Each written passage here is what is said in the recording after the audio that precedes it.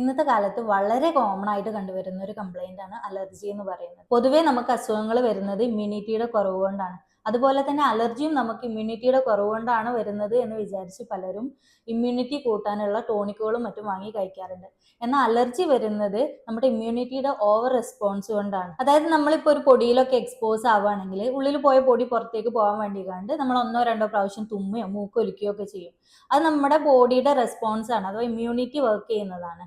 അതിന് പകരം അലർജി ഉള്ള പേഷ്യൻസിലാണെങ്കിൽ കണ്ടിന്യൂസ് ആയിട്ട് തുമ്മിക്കൊണ്ടിരിക്കും, 10-15 പ്രാവശ്യമൊക്കെ തുമ്മുക, മൂക്കൊലിച്ചുകൊണ്ടേ ഇരിക്കുക. അങ്ങനെ ആയിരിക്കും അവരിൽ കാണുക. ഈ തുമ്മലും മൂക്കൊലിപ്പും മാത്രമല്ല, നമ്മുടെ കണ്ണില്, മൂക്കില്, തൊണ്ടയില്, ചെവിയിലൊക്കെ ആയിട്ട് വരുന്ന ചൊറിച്ചില്, മൂക്കടപ്പ്, ശ്വാസം മുട്ടല്, സ്കിന്നിൽ കണ്ടുവരുന്ന ചൊറിച്ചില്, റാഷസ്, തടിപ്പുകൾ എന്നിവ കൂടെ നമ്മുടെ അലർജിയുടെ ലക്ഷണമായിട്ട് വരാറുണ്ട്. എന്തൊക്കെ സാധനങ്ങളോടാണ് നമുക്ക് അലർജി എന്നൊക്കെ കണ്ടുപിടിക്കാനുള്ള ടെസ്റ്റുകളൊക്കെ ഇപ്പൊ നമുക്ക് അവൈലബിൾ ആണ്. അലർജി ഉള്ള പേഷ്യൻസ് അവരുടെ ട്രീറ്റ്മെന്റ് കാലയളവിൽ അവർക്ക് എന്തൊക്കെ സാധനങ്ങളോടാണോ അലർജി എന്നുള്ളതിനനുസരിച്ച് അവരുടെ ജീവിതത്തിലും ഭക്ഷണത്തിലും ക്രമീകരണങ്ങൾ കൊണ്ടുവരാൻ ശ്രദ്ധിക്കുക. വൈറ്റമിൻ ഡി കുറവുള്ള അലർജി പേഷ്യൻസിൽ അവരുടെ ലക്ഷണങ്ങളുടെ ഇന്റൻസിറ്റി കുറച്ച് കൂടുതലായി കാണാറുണ്ട്.